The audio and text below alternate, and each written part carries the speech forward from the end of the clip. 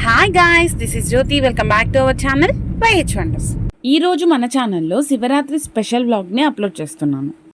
అసలు ఎప్పుడు శివరాత్రి, ఎప్పటి వ్లాగ్ ఇప్పుడు అప్లోడ్ చేయడం ఏంటి అనుకుంటున్నారా? ఏం చేస్తామండి, అలా అయిపోయింది.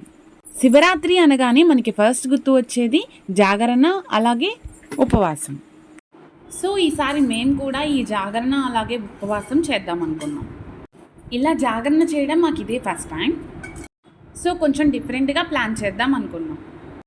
మా ఇంటి పక్కనే ఉన్న చెట్టు కింద ఒక శివలింగం ఉంది. ఆ శివలింగం దగ్గర ఈసారి జాగరణ చేద్దాం అనుకున్నాం. దానికోసం కావాల్సిన అరేంజ్మెంట్స్ అన్నీ చేసాం. ముందుగా అందరం కలిసి ఆ శివయ్యని డిఫరెంట్ టైప్స్ ఆఫ్ ఫ్లవర్స్తో నీట్గా డెకరేట్ చేసాం.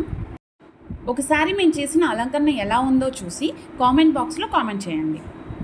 ఓం నమః శివాయ, ఓం నమః శివాయ, హర హర భోలే నమః శివాయ, రామేశ్వరాయ శివ రామేశ్వరాయ, హర హర భోలే నమః శివాయ. నైట్ అంతా పడుకోకుండా జాగరణ చేయడం కోసం ఒక సౌండ్ బార్ తీసుకొచ్చాం, శివుని సాంగ్స్ పెట్టుకుని వినడానికి. ఓవరాల్గా మా శివయ్యనైతే ఈ విధంగా డెకరేట్ చేసాం. మా కిడ్స్ కూడా చాలా ఇంట్రెస్ట్గా ఈ ఈవెంట్లో పార్టిసిపేట్ చేశారు. ఇలా కొంచెం సేపు ఇక్కడ స్పెండ్ చేసిన తర్వాత అందరం కలిసి నాగాయలంకలో ఉన్న శ్రీరామ పాదక్షేత్రం పుష్కర్ ఘాట్కి వెళ్ళాము. అక్కడ శ్రీ రామలింగేశ్వర స్వామి సన్నిధిలో అందరూ కలిసి జాగరణ చేస్తున్నారు. అక్కడ కొన్ని కల్చరల్ ప్రోగ్రామ్స్ని కండక్ట్ చేసి ఆ తర్వాత శివునికి సంబంధించిన స్టోరీస్ చెప్తున్నారు. మేము వెళ్ళేసరికి కల్చరల్ ప్రోగ్రామ్స్ అయితే అయిపోయాయి. ఆ తర్వాత శివునికి సంబంధించిన స్టోరీస్ చెప్తూ ఉన్నారు అక్కడ. మాలానే చాలామంది ఈ జాగరణలో పార్టిసిపేట్ చేయడానికి ఘాట్ దగ్గరకు వచ్చి ఉన్నారు. మీరు చూస్తే పండితులంతా కూర్చుని శివుడికి సంబంధించిన పురాణాలను చెప్తున్నారు.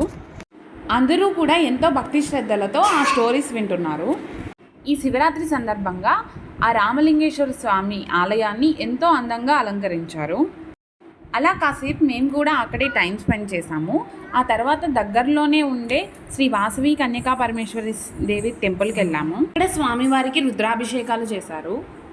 ఇలా ఎవ్రీ ఇయర్ చేస్తారంట.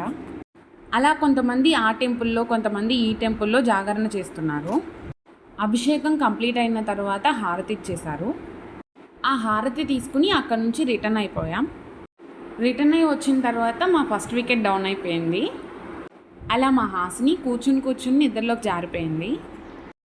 ఇంకా పిల్లల్ని పడుకోబెట్టేసి మేము గేమ్స్ ఆడడం స్టార్ట్ చేసాము.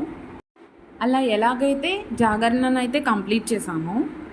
ఇది తెల్లవారుజామున 4 గంటలకి. ఈ జాగరణ కంప్లీట్ అవ్వాలంటే నెక్స్ట్ డే అంటే శివరాత్రి తర్వాత రోజు సూర్యాస్తమయం అయ్యి చంద్రోదయం అవ్వాలి. అప్పటి వరకు పడుకోకుండా ఏమీ తినకుండా ఉండాలి. మొత్తానికి మొదటిసారి జాగారాన్ని అయితే చాలా సక్సెస్ఫుల్గా కంప్లీట్ చేశాం, కానీ దాని ఎఫెక్ట్ మాత్రం 2 days ఉంది. సో అదండి మా శివరాత్రి జాగరణ. ఈ వీడియో కనుక మీకు నచ్చినట్లయితే తప్పకుండా లైక్ చేయండి, మీ ఫ్రెండ్స్ అండ్ ఫ్యామిలీ మెంబర్స్కి షేర్ చేయండి.